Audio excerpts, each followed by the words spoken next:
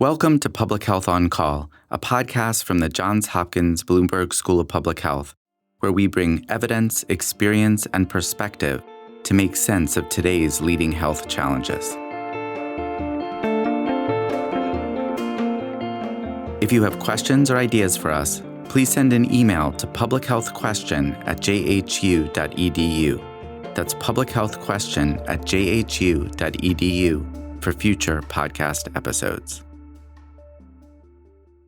This is Lindsay Smith-Rogers. Today, we take a look at the status of efforts to end tobacco use around the world.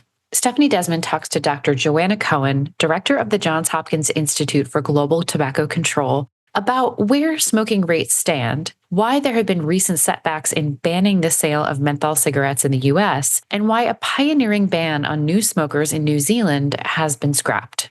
Let's listen. Joanna Cohen, thanks so much for joining me. Lovely to be with you, Stephanie. So today I want to talk about efforts to slow smoking rates around the world. And I wanted to start by asking you sort of, what does the global picture look like? Well, on the positive side, we have seen smoking rates going down across the globe. Even in China, there's been some progress. There's been a lot of effort, though, that has gone into reducing those smoking rates. And all that effort is based on evidence-based strategies that have been developed from research. So we know how effective increasing tobacco taxes are. We know how effective clean indoor air or smoke-free public places are for helping to reduce smoking and death and disease from smoking. And reducing advertising and promotion of these deadly products is also really effective. And with the World Health Organization's health treaty called the Framework Convention on Tobacco Control, which lays out all of these evidence-based strategies, countries have adopted that and are implementing these policies, and that's why we're seeing the reductions in smoking rates across the globe. But there's a flip side. Definitely a flip side. There's way too much death and disease from smoking that continues in the world. We still have smoking rates that are way too high. And there's a delay in when people smoke and when they get sick from smoking, from cancers, cardiovascular diseases, lung diseases, it all, our bodies are very resilient, but over time, they can't take it anymore. And that's when we get sick. So there's still a lot of tobacco-caused death and disease in our future. So we want to try and get smoking rates as low as possible, as quickly as possible. So there were some positive signs that seems to have a reverse course. So I'm talking, first of all, about the Biden administration plan to ban menthol cigarettes. Could you tell us about that and even just tell us what menthol cigarettes are? Yeah, so menthol cigarettes have menthol in them. Menthol is considered a characterizing flavor. You might know it from like mints or lozenges when you're sick. It creates a bit of a cooling sensation. It also anesthetizes the throat a bit. That's why sometimes you feel better when you're sick and you have a menthol lozenge. It sort of cuts down the sensitivities to the throat. And that's one of the advantages from a tobacco company's perspective of having menthol in cigarettes is that it helps anesthetize the throat so the harshness of the smoke isn't felt as much by the person using these cigarettes. We also know that menthol helps potentiate the effect of nicotine. So actually the impacts of nicotine are even stronger when menthol is in cigarettes. So it leads to, quicker and greater addiction. So we're particularly concerned about youth using menthol cigarettes because these cigarettes are easier to inhale and therefore attractive. But also we've seen that the tobacco companies, particularly in this country, have aggressively gone after Black Americans and their communities with a lot of targeted advertising and promotion and sponsorship. And that has happened over decades and has led to higher rates of smoking menthols among Black Americans and among other groups. This leads to even worse sort of tobacco-related health disparities. So by banning menthol, not only would it help push us towards greater health equity, but also reduce initiation and help people quit smoking. And it's no longer going to be banned, is that correct? Well, let me just step back for one moment. So in the United States, all characterizing flavors are banned in cigarettes except for menthol. So there was a carve out for menthol when the Tobacco Act was signed into law. And health groups and African American groups have been pushing to try and get menthol included in that ban. And there's been a lot of advocacy happening over many years. And finally, we were all so excited that the Food and Drug Administration put forward rules to eliminate menthol from cigarettes in this country. It took a while. There have been it's a long story of fits and starts, again, over a decade. But finally, in October, the final rules were sent to the White House as part of the steps of getting them finalized formally as regulations. And that's unfortunately where things have stalled right now. So we were very hopeful that by the end of the calendar year of 2023, we would see those regulations being put into effect. But the Biden administration has said that they need more time to review the rules. And so we're still waiting. And unfortunately, we feel that the window of opportunity might be closing quickly, because if something isn't done soon, then we move into elections and, we feel we have to start all over again. So disappointing. Absolutely.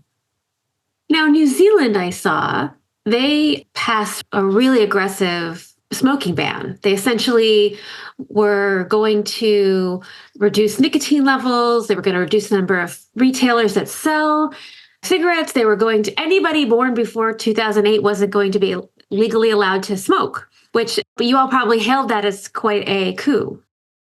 This was the strongest tobacco control legislation in this sort of phase of tobacco control. As I said, we have strong evidence and lots of experience with tobacco taxes, smoke-free public places, reducing advertising and promotion of tobacco products. But now we need to double down our efforts, because there's still, as you said, Stephanie, too many preventable tobacco-caused deaths in the world. So this is sort of phase 2, and what we call maybe end game strategies to try and get smoking prevalence much closer to zero. So the idea of not being allowed to sell to people who are born after a certain year, we sort of call that the tobacco-free generation. And it's actually quite empowering, because in general, youth do get very excited about this, that they're finally going to be the generation to end smoking. Like all of our parents, their parents, they didn't know what was going on. They didn't have the guts to move forward on this issue, but we're going to do it. So the tobacco-free generation idea is quite empowering for youth. Also, reducing the number of retailers. They were going to cut them by like 90%, from 6,000 to 600 authorized retailers. That would have a really big impact as well. When products are accessible, you can easily get them, you're going to buy them. They're impulse purchases. It's just easier to get. You don't even think about the challenge of getting the products. So that was really exciting. And then the reducing nicotine in cigarettes to non-addictive levels, of course, is also super exciting, because, people smoke because they're addicted. And if we can get the addictive properties of nicotine out of cigarettes, that would help. And I'll just say that the United States FDA is also talking about reducing nicotine levels in cigarettes to zero. And they're seriously considering it, but they're trying to get the menthol ban and the little cigar and cigarillo flavors ban through first. So what happened in New Zealand? Well, what happened was a new government was elected in October. And that government decided that they didn't want to go down that path. So the newly sworn in prime minister and the finance minister announced that they would put the axe on those initiatives. There's been a big push by folks in New Zealand. More than 20,000 New Zealanders signed a petition asking for the laws to stay. There's been a global effort to try to change the mind of the government, but unfortunately, it seems like they're going to move forward. And at this point, it's going to have to be another jurisdiction that's going to be the first to move sort of this suite of measures forward. Does that sort of thing worry you here? We could have a new administration in the United States this year. And so I'm wondering, does that change how tobacco is viewed and tobacco is regulated? Well, it's always a concern, but listen, everyone has been touched by a tobacco-related death, by friends, family, and we know this is completely preventable. There are huge health costs, societal costs from smoking. So I think, we just have to continue to share the evidence of the harms of tobacco and that we know what to do to address this preventable cause of death, and just hope that our elected officials will do the right thing. I assume there's a large component that has to do with sort of the lobbying of the tobacco industry. Is that a big factor here? Absolutely. I mean, their backs are against the wall. In this case, they've paid Al Sharpton in the U.S. to lobby against the menthol ban. They've used scare tactics that Black Americans are going to be, arrested for buying cigarettes, even though that's completely false. The way the regulations are written is that the government would go after the manufacturers, not at all the people using the products. Well, this has been fascinating, and I look forward to discussing this further with you as things change over time. Joanna Cohen, thanks so much for joining me. Thanks so much, Stephanie.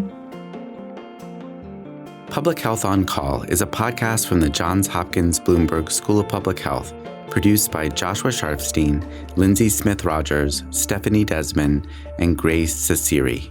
Audio production by J.B. Arbogast, Holly Cardinale, Spencer Greer, Matthew Martin, and Philip Porter, with support from Chip Hickey. Distribution by Nick Moran. Production support from Catherine Ricardo. Social media run by Grace Ceciri and Eliza Rosen. If you have questions or ideas for us, please send an email to publichealthquestion@jhu.edu. That's publichealthquestion@jhu.edu for future podcast episodes. Thank you for listening.